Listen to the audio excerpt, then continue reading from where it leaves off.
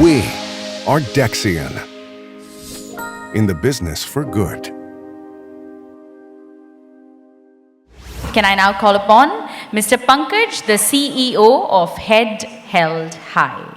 I'll take a couple of minutes. I know we are short of time, but Mr. Madhav has put me in a kind of quandary, and thank you for having me. But it's very rare to see organizations put human potential right up there.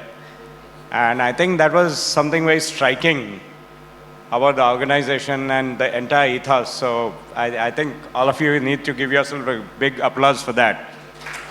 And human potential is a very large thing for us. Our founding thesis is the poem by Rabindranath Tagore saying, where the mind is without fear and the head is held high. And we are kind of a different organization in the sense we are derived from an economic policy of Amartya Sen, which says the life of capability, right? The capability theory, which says that humans should have the free choice to decide how they function in society. And we believe in the power of markets for abundance. So I'll come to the program a bit, but I think the thought which, all of you should have is India is now 75 years old. I think the next 25 years, it's become a political slogan of Viksit Bharat, but the next 25 years of development will only come from markets. All right, because either you go welfare economics, trickle down, or you drive up productivity. And I think all the discussions here were about productivity, right? When you hear the NASSCOM gentleman saying 264 billion of revenue, and I remember Devang Mehta, I don't know, when Devang Mehta started NASSCOM, and I was part of the IT sector, this number was unbelievable, but look at the productivity growth. So we build a forced society business model around entrepreneurship, employment, and entitlement. And when Mr. Rajgopalan threw a curved one at me, and when we came up here, saying, let's do something around your theory of change. I'm not going into the details of what theory of change was, but he said, let's do something fundamental on India. And I don't know, I think my colleagues took you through the program yesterday, but I'll just tell you something of what happened, in your program here. I'll talk about the third E, entitlement, right? India, I'm a supply chain person, and India unfortunately fails at the last mile. Everything. So what is entitlement? It's that part of welfare economics we take to drive prosperity, right? And so we designed a program called MARG, right? We went through, one thing we wanted to address is, Daniel Kahneman said, we are blind to our blindness. So we wanted all your employees to actually, get over their blindness and see, I won't say privilege, but just see the other side. I think that's an awakening, and I hope that whenever we try an engagement, we try to move from passive compassion to active compassion, if it happens, but at least I hope that journey has happened. But more importantly, we did an inclusion program, a financial inclusion program, and we surveyed about 124 households. And we have lies, damn lies, and statistics, right? So I'll throw you some statistics. All right, about 100 of those households actually got a welfare scheme. The corresponding norm for India is 6%. So this project, even though small, was around 80%.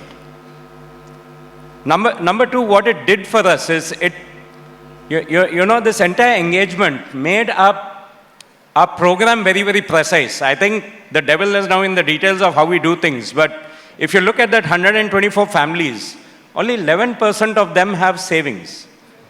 And what is poverty in India actually? Again, I'm an engineer, statistical problem, is across 12 months of the year, we have seasonality of income. That's what most households in India have.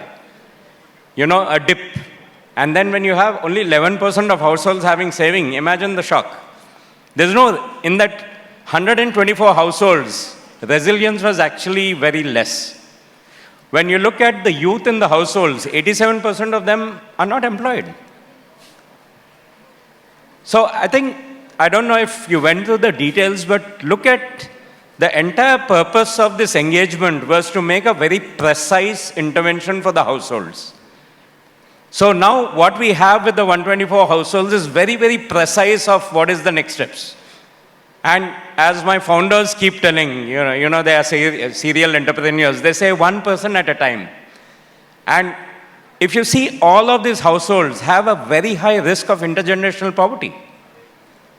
So if you get 87% of the youth an income, a job, it's literally the first formal job in 2 generations. When we work about 92,000 households last year, and the jobs we created, 80% was the first formal job in 3 generations.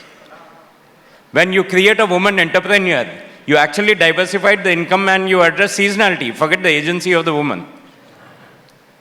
So I don't want to say much, but I want to, take away these thoughts. And that is what is important when you do the guest sessions. You are role models for someone whose family income is $2 a day. Last year in the 90,000 families, the median annual income for the family was 36,000. So that's the thought I'll leave you with. And I think all the employees should just congratulate themselves, give them a pat on the back, without ego. But take these thoughts away, because, when you run a program like this, we just see that people go, there's deprivation, you look at it. But I think when I look at the slides, there's so much of abundance of programming there. And that's what we take away. And thank you to all the Dexian team for making it possible. It's 124 families which are going to have a second chance. Thank you all. Thank you so much, Pankaj sir.